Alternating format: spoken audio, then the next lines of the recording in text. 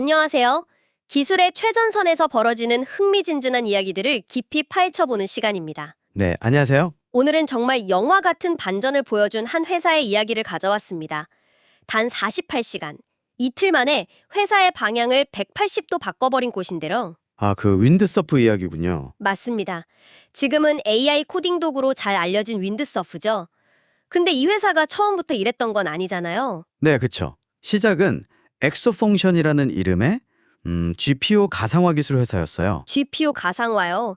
좀 생소한데 구체적으로 어떤 걸 하던 회사였나요? 그러니까 당시 딥러닝 기술이 막 뜨면서 자율주행차나 금융, 헬스케어 같은 분야에서 고성능 GPU를 많이 쓰게 될 거다 이런 예측이 있었거든요. 네네. 근데 이 비싼 GPU를 여러 사용자가 혹은 여러 작업이 효율적으로 나눠 쓸 수 있게 해주는 뭐랄까 그런 가상화 기술을 개발했던 거죠. 아하, 그럼 기술 수요 예측은 꽤 괜찮았던 거네요. 실제로 성과도 좋았다고 들었는데요. 맞아요. 그때 이미 매출이 200만 달러 정도 나왔고 투자도 2,800만 달러나 유치했어요. 직원 수도 한 8명 정도였는데, 시리즈 A 투자까지 받고 흑자 상태였으니까 꽤 잘 나가고 있었던 거죠. 와, 2,800만 달러 투자에 후자까지. 그런데 왜 갑자기 방향을 바꾼 거죠? 잘 되고 있었는데 말이에요. 그게 바로 이 이야기의 핵심인데요. 예상치 못한 아주 거대한 변화의 바람이 불어온 겁니다. 바로 GPT-3 같은 초거대 AI 모델, 트랜스포머 모델의 등장이었죠. GPT-3. 지금이야 익숙하지만 그때는 정말 충격이었죠. 근데 그게 GPU 가상화 기술 회사랑 어떤 직접적인 관련이 있었던 걸까요? 오히려 AI 모델이 커지면 GPU 수요가 늘어서 좋은 거 아닌가요? 그게 표면적으로는 그럴 수 있는데 엑소펑션의 CEO 바로는 좀 더 깊게 본 거죠. 만약에 GPT-3 같은 범용 모델 하나가 뭐 감성 분석이든 텍스트 생성이든 번역이든 이런 걸 다 엄청 잘해버리면 어떻게 될까? 이걸 생각한 거예요. 아, 특정 작업에 최적화된 여러 개의 작은 모델들이 필요 없어질 수도 있다. 그렇죠. 엑소 펑션의 기본 가설은 앞으로 수많은 특화된 딥러닝 모델들이 나올 거고 이 모델들을 효율적으로 돌리는 우리 GPU 가상화 기술이 중요해질 거다. 이거였거든요. 네네. 근데 GPT-3 같은 게 나와버리니까 이러면 우리가 만든 기술이 그냥 뭐랄까 범용화돼서 가치가 떨어질 수도 있겠는데 이런 위기감을 느낀 거죠. 자신들의 핵심 전제가 틀렸을 수도 있다는 걸 인정한 겁니다. 와, 그 변화를 정말 빠르게 감지했네요.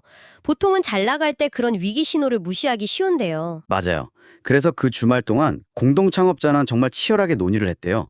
이대로 가도 되는 건지 아니면 지금이라도 방향을 틀어야 하는 건지. 흑자 내는 회사를 접는 결정을 주말 사이에요. 와, 그 압박감이 엄청났을 것 같아요. 상상하기 어렵죠. 근데 결국 결단을 내린 겁니다. 월요일 아침에 바로 전 직원 8명 앞에서 발표를 했대요. 우리 하던 거 접고 완전 새로운 거 합니다. AI 코딩 도구 만들 겁니다. 이렇게요. 팀원들 반응은 어땠을까요? 갑자기 하던 일 다 버리고 생소한 분야로 간다고 하니 당황하지 않았을까요? 인터뷰에서도 그 부분을 강조하더라고요. 이런 급격한 변화일수록 팀원들의 동기부여, 그리고 왜 이 변화가 필요한지에 대한 명확한 비전 공유가 정말 중요했다고. 단순히 위에서 시키니까 하는 게 아니라 이 새로운 방향이 왜 우리에게 더 큰 기회가 될 수 있는지 설득하는 과정이 필수적이었다는 거죠. 정말 리더십이 중요한 순간이었겠네요. 그렇게 해서 탄생한 게 코디움이군요. 네, 맞습니다. 그렇게 피벗을 결정하고 정말 미친 듯이 개발해서 2달 만에 첫 버전을 내놓습니다. 코딩 보조 도구, 코디움이죠. 2달 만에요? 아니 AI 코딩 도구면 경쟁자가 이미 있지 않았나요? 그때 깃허브 코파일럿이 막 나오고 있지 않았었나요? 정확해요. 이미 GitHub 코파일럿이라는 강력한 경쟁자가 있었죠. 마이크로소프트랑 오픈 AI가 손잡고 만든 거니까요. 초기 코디움은 솔직히 코파일럿보다 성능이 좀 떨어졌다고 해요. 아, 그럼 쉽지 않았겠네요. 후발주자의 성능도 밀리는데. 그런데 코디움에게는 2가지 무기가 있었습니다. 하나는 무료였다는 거. 코파일럿은 유료였거든요. 오, 무료. 개발자들한테는 확실히 매력적인 포인트죠. 근데 무료로 하려면 서버 비용이나 이런 게 만만치 않았을 텐데요. 어떻게 그게 가능했을까요? 바로 여기서 엑소풍션 시절의 기술이 다시 한번 빛을 발합니다. 그때 개발했던 GPU 효율화 기술. 그러니까 AI 모델을 적은 비용으로도 빠르게 실행시킬 수 있는 자체 추론 런타임 기술이 있었던 거예요. 아, 예전 기술을 재활용한 거군요. 버리는 게 아니었네요. 그렇죠. 그 기술 덕분에 오픈소스 모델을 활용하면서도 비용을 크게 절감해서 무료로 서비스를 제공할 수 있었던 거죠. 과거의 자산이 새로운 기회의 발판이 된 아주 흥미로운 사례입니다. 그럼 다른 하나는 뭐였나요? 무료 말고 또 다른 무기요? 바로 차별화된 기술력입니다. 무료로 사용자들을 모으는 동시에 내부적으로는 미친 듯이 자체 AI 모델을 개발했어요. 그리고 출시 후 2달 만에 자체 모델 훈련에 성공합니다. 2달 만에 자체 모델까지 정말 빠른데요. 어떤 점이 코파일럿보다 달랐던 거죠? 특히 fill in the middle, 그러니까 코드 중간 부분을 맥락에 맞게 채워 넣는 기능에서 강점을 보였다고 해요. 이게 개발자들이 기존 코드를 수정하거나 함수 중간에 뭔가를 추가할 때 굉장히 유용하거든요. 아, 단순히 코드 끝에 이어붙이는 자동 완성이 아니라 중간을 채워주는 거요. 그건 확실히 기술적으로 더 어려울 것 같은데요. 맞습니다. 그 부분에서 품질이나 응답 속도 면에서 코파일럿보다 우위를 점하기 시작하면서 개발자들 사이에서 입소문이 나기 시작한 거죠. 코디움 이거 써보니까 괜찮은데? 하면서요. 사용자들이 직접 써보고 좋다고 느끼니까 퍼져나간 거군요. 네. 그리고 단순히 개인 개발자들뿐만 아니라 나중에는 보안이나 어떤 맞춤 설정 같은 게 중요한 대기업 고객들도 확보하게 됩니다. 대리나 JP 모건 체이스 같은 것들이요. 대기업들은 왜 코디움을 선택했을까요? 코파일럿도 있었을 텐데요. 아무래도 대기업들은 자체 코드 베이스가 방대하고 또 보안에 민감하잖아요. 코디움은 수억 줄 이상의 코드 베이스도 잘 지원하고 또 기업 환경에 맞게 커스터마이징이 가능했다는 점, 그리고 다양한 개발 환경, ID, 특히 자바 개발자들이 많이 쓰는 인텔리제이 같은 곳에서도 잘 돌아갔다는 점이 주요했던 것 같아요. 아, 특정 언어나 환경 지원도 중요했겠네요. 그렇게 코디움이 잘 성장하고 있었는데 여기서 또 멈추지 않더라고요, 이 회사는. 네, 그렇죠. 코디움으로 어느 정도 자리를 잡았다고 생각할 수 있는데 이 CEO는 또 다른 생각을 하고 있었습니다. 바로 AI 에이전트의 가능성이었죠. AI 에이전트요? 그건 또 뭔가요? 코딩 보조 도구랑은 다른 건가요? 좀 더 발전된 개념이라고 볼 수 있어요. 단순히 코드 몇 줄 추천해주고 완성해주는 걸 넘어서 개발자가 이런 기능 만들어줘라고 자연어로 지시하면 AI가 알아서 전체적인 코드 구조를 파악하고 필요한 파일을 찾아서 수정하고 테스트까지 해주는, 뭐랄까, 정말 개발자의 대리인처럼 작동하는 거죠. 와, 그게 가능하다면 정말 개발 방식이 완전히 바뀔 수도 있겠는데요? 그렇죠. 바론 CEO는 그 가능성에 아주 강하게 확신을 가졌던 것 같아요. 그래서 초기 프로토타입도 만들어 봤는데 생각처럼 잘 안 됐다고 해요. 근데 그 이유를 분석해 보니 AI 모델 자체의 문제라기보다는 뭐였을까요? 기존의 개발 환경, 예를 들면 VS 코드 같은 도구들이 이런 에이전트 경험을 제대로 구현하기에는 뭔가 좀 부족하다, 한계가 있다는 걸 느낀 거죠. 아, 도구가 발목을 잡는다. 네, 단순히 여파 챗봇창 하나 띄워놓고 물어보는 방식, add mention 같은 거로는 자기들이 생각하는 AI가 코드베이스 전체를 깊이 이해하고 능동적으로 편집 과정에 참여하는 그런 경험을 만들기가 어렵다고 본 거예요. 그래서 설마 또 네, 또 한 번의 과감한 결정을 내립니다. 우리 자체 개발 환경, IDE를 만들자, 이렇게 된 거죠. 와, 코딩 버저 도구 만들다가 이제는 아예 IDE까지 직접 만든다고요. VS 코드 같은 거대하고 잘 만들어진 도구들이 이미 있는데 그 시장에 뛰어든다는 건 정말 엄청난 도전인데요. 그렇죠. 보통은 VS 코드 위에 확장 프로그램 엑스텐션 형태로 기능을 추가하는 방식을 많이 택하는데 이들은 아예 판을 새로 짜기로 한 겁니다. 그래서 탄생한 게 지금의 윈드서프군요. 근데 IDE 개발이라는 게 정말 쉬운 일이 아닐 텐데 그걸 또 얼마나 빨리 만들었나요? 이것도 정말 놀라운데요. VS 코드를 기반으로 포크해서 개발을 시작해서 3달 만에 첫 버전을 출시합니다. 그것도 엔지니어가 25명도 채 안 되는 팀으로요. 3달이요. 25명도 안 되는 인원으로 IDE를요? 와, 정말 믿기지 않는 속도네요. 이게 가능한가요? 혹시 인터뷰에서 그 과정의 어려움이나 뭐랄까 그렇게 빨리 만들면서 생긴 기술적 부채 같은 문제점에 대한 언급은 없었나요? 물론 어려움이 없었겠어요. 근데 인터뷰에서는 그 부분보다는 왜 그렇게 빨리 해낼 수 있었는지 그 원동력에 더 초점을 맞춰 설명하더라고요. 그 원동력이 뭐였을까요? 바로 명확한 비전과 집중력이었습니다. 다른 경쟁 IDE들이 여전히 챗봇 기능이나 자동 완성 성능 개선에 집중하고 있을 때 윈드서프는 처음부터 완전히 다른 목표, 즉 에이전트 기반 편집이라는 혁신적인 경험 구현에 모든 역량을 집중했다는 거죠. 아, 목표가 다르니까 개발 방향도 완전히 달랐군요. 남들 따라가는 게 아니라 자기들만의 길을 판 거네요. 네, 단순히 VS 코드의 기능 몇 개 추가하는 수준이 아니라 AI 에이전트가 정말 자연스럽게 개발 과정에 녹아들 수 있도록 IDE 구조 자체부터 고민했다는 이야기입니다. N멘션 방식으로 AI를 호출하는 걸 좀 비판적으로 보면서 코드 베이스를 더 깊이 이해하고 빠르게 편집을 도와주는 걸 추구했다고 해요. 듣고 보니 정말 일관된 철학이 있는 것 같아요. 엑소 펑션에서 코디움으로 또 코디움에서 윈드서프로 계속 방향을 바꿨지만 그 근본에는 기술 변화의 흐름을 읽고 더 나은 개발 경험을 만들겠다는 어떤 핵심 가치가 있었던 거네요. 정확합니다. 인터뷰를 보면 그런 핵심 철학이나 통찰들이 여러 번 강조되는데요. 몇 가지 더 소개해드릴까요? 네, 좋죠. 아주 흥미롭네요. 우선 CEO는 모든 통찰은 시간이 지나면 가치가 떨어진다는 말을 해요. 지금 당장은 이게 맞는 것 같아도 기술 환경은 너무 빨리 변하기 때문에 끊임없이 실행하고 검증하고 또 새로운 통찰을 찾아 혁신해야 한다는 거죠. 엔비디아나 AMD 같은 회사들도 한때는 위기가 있었지만 계속 혁신했기에 지금의 위치에 있는 것처럼요. 아, 현실에 안주하면 안 된다는 거군요. 끊임없이 움직여야 한다? 네. 그리고 실패는 당연하다는 태도도 인상 깊었어요. 모든 결정이나 시도가 성공할 수는 없다는 거죠.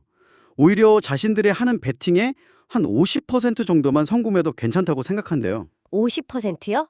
생각보다 낮은데요. 그렇죠. 근데 만약 성공률이 100%에 가깝다면 그건 오히려 우리가 충분히 대담한 시도를 하지 않거나 너무 오만하거나 혹은 우리의 가설을 제대로 검증하지 않고 있다는 신호일 수 있다고 봤어요. 실패를 통해 배운다는 거죠. 와, 실패에 대한 관점이 완전히 다르네요. 보통은 실패를 두려워하는데 말이죠. 또 어떤 이야기가 있었나요? 비합리적 낙관주의와 타협 없는 현실주의가 동시에 필요하다는 말도 했어요. 이게 좀 모순적으로 들릴 수도 있는데 네, 그렇죠. 비합리적인데 또 현실주의라니 무슨 의미일까요? 제 생각에는 처음 새로운 것을 시작할 때는 이거 말도 안 돼 싶은 목표에도 할 수 있다고 믿는 어떻게 보면 좀 비합리적인 낙관주의가 필요하다는 거죠. 추진력을 얻기 위해서요. 아, 일단 시작하는 동력. 네. 그런데 일단 시작하고 나면 그때부터는 정말 냉정하게 현실을 봐야 한다는 겁니다. 뭐가 문제인지, 데이터는 뭐라고 말하는지, 가설이 맞는지 틀리는지 이런 것들을 타협 없이 직시하고 빠르게 방향을 수정하고 적응해야 한다는 거죠. 낙관주의만으로는 생존할 수 없으니까요. 시작은 뜨겁게, 실행은 차갑게, 뭐 이런 느낌이네요. 비슷합니다.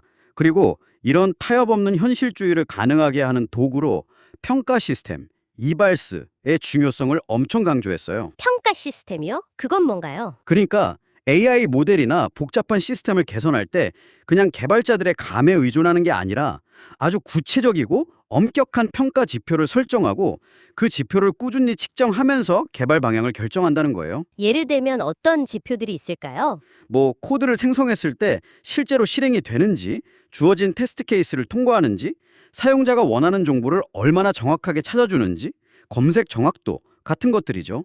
이런 객관적인 데이터를 보고 아, 지금 우리가 쓰는 키워드 검색 방식이 별로네. 그럼 레그를 써볼까? 아니면 AST, 추상 구문 툴의 파싱을 더 깊게 해볼까? 아니면 GPU를 이용한 랭킹 모델을 도입할까? 이런 식으로 기술적인 의사결정을 한다는 겁니다. 와, 굉장히 체계적이네요. 그냥 막연히 더 좋게 만들자가 아니라 측정 가능한 목표를 세우고 데이터를 보면서 개선하는 방식이군요. 네, 그래야 복잡한 시스템을 꾸준히 발전시킬 수 있다는 거죠. 듣다 보니 코딩의 미래에 대한 이야기도 나왔을 것 같아요. 이 CEO는 어떻게 전망하던가요? 아주 흥미로운 이야기를 했는데요. 앞으로는 개발자, 데벨로퍼라는 말 대신 빌더라는 말이 더 중요해질 거라고 예측했어요. 개발자가 아니라 빌더요? 어떤 차이가 있는 거죠? AI가 점점 더 코드를 짜는 어떻게의 영역을 많이 자동화해 줄 거라는 거죠. 뭐 반복적인 작업이라든지 복잡한 알고리즘 구현이라든지. 그러면 사람은 뭘 해야 할까요? 뭘 만들어야 할지 정하는 거. 그렇죠. 바로 무엇을 만들 것인가, 그리고 왜 만들어야 하는가. 이걸 정의하고 가설을 세우고 실험하고 검증하는 역할. 즉, 단순히 코드를 짜는 기술자를 넘어서서 제품과 비전을 실제로 구축해 나가는 건설자, 빌더의 역할이 더 중요해진다는 겁니다. 소프트웨어 개발에 민주화가 일어날 수도 있고요. 아, 코딩 능력 자체보다 문제 정의 능력, 기획력, 실험 설계 능력이 더 중요해질 수도 있겠군요. 네. 그래서 윈드서프에서는 사람을 뽑을 때도 기준이 좀 바뀌었다고 해요. 예전에는 알고리즘 문제 풀이 능력을 많이 봤다면 지금은 시스템 전체를 어떻게 설계하고 사고하는지, 그리고 아까 말한 것처럼 실패를 두려워하지 않고 주체적으로 문제를 해결하려는 성향을 더 중요하게 본다고 합니다. 인터뷰 방식도 달라졌고요. 확실히 AI 시대에 맞는 인재상이네요. 흥미로운 점은 또 없었나요? 의외 발견도 있었다고 하는데요. 윈드서프의 AI 에이전트 기능인 캐스케이드를 사용하는 사람들 중에 코딩 에디터 자체는 거의 안 쓰고 그냥 이 에이전트 기능만 쓰는 비기술 사용자들도 꽤 있다는 거예요. 아, 정말요? 코딩을 전혀 모르는 사람들도 AI한테 말로 시켜서 뭔가를 만들어낸다는 건가요? 네, 그런 사례들이 발견된다는 거죠. 장기적으로는 에디터와 에이전트가 완전히 통합된 형태가 될 수도 있겠지만 당장은 개발자 경험을 최고로 만드는 데 집중하고 있다고 합니다. 그렇군요. 정말 많은 이야기가 있었네요. 마지막으로 이 모든 경험을 바탕으로 스타트업들에게 주는 조언 같은 것도 있었을까요? 네, 아주 명료하고 강력한 메시지를 하나 남겼습니다. 뭔가요? 합리적이라고 생각하는 것보다 훨씬 더 빨리 생각을 바꾸고 실행하라. 훨씬 더 빨리요? 네, 그리고 피벗, 즉 방향 전환을 부끄러워하거나 실패라고 생각하지 말고 오히려 명예의 훈장처럼 여겨라. 이게 핵심이었습니다. 변화를 두려워하지 말고 오히려 적극적으로 받아들이고 빠르게 움직이라는 거죠. 와, 정말 오늘 윈드서프의 여정을 따라가 보니까 엑소펑션에서 코디움 그리고 윈드서프로 이어지는 숨가쁜 변화 속에서 정말 많은 걸 배울 수 있었던 것 같습니다. 급변하는 환경에 대한 기민한 적응력, 핵심 기술에 대한 과감한 베팅과 투자, 실패를 용인하고 배우는 문화, 또 미래를 내다보는 통찰력까지요. 당신께서는 오늘 이야기 들으시면서 어떤 부분이 가장 인상 깊으셨나요? 저는 역시 그 속도와 결단력인 것 같아요. 특히 흑자 상태에서 모든 걸 버리고 피벗을 감행한 그 결정은 정말 보통의 용기로는 불가능했을 것 같거든요. 그리고 기술 변화의 속도가 정말 무섭도록 빠르다는 걸 다시 한번 실감하게 되네요. 거기에 맞춰서 우리 생각이나 접근법도 계속 업데이트해야 한다는 점을요. 맞아요. 정말 끊임없이 배우고 적응해야 하는 시대인 것 같습니다. 자, 그럼 여기서 오늘 이야기를 마무리하면서 당신께 이런 질문을 한번 던져보고 싶습니다. 만약 바론 CEO의 예측대로 AI가 코딩의 어떻게를 점점 더 잘 처리하게 된다면 미래의 빌더에게 정말로 가장 중요한 핵심 역량은 과연 무엇일까요? 어쩌면 기술적인 구현 능력 자체보다도 무엇을 그리고 왜 만들어야 하는지를 명확한 비전으로 제시하고 다른 사람들을 설득하고 또 그 과정을 이끌어가는 능력이 훨씬 더 중요해지는 것은 아닐까요? 한번 깊이 생각해 보시면 좋겠습니다. 좋은 질문이네요.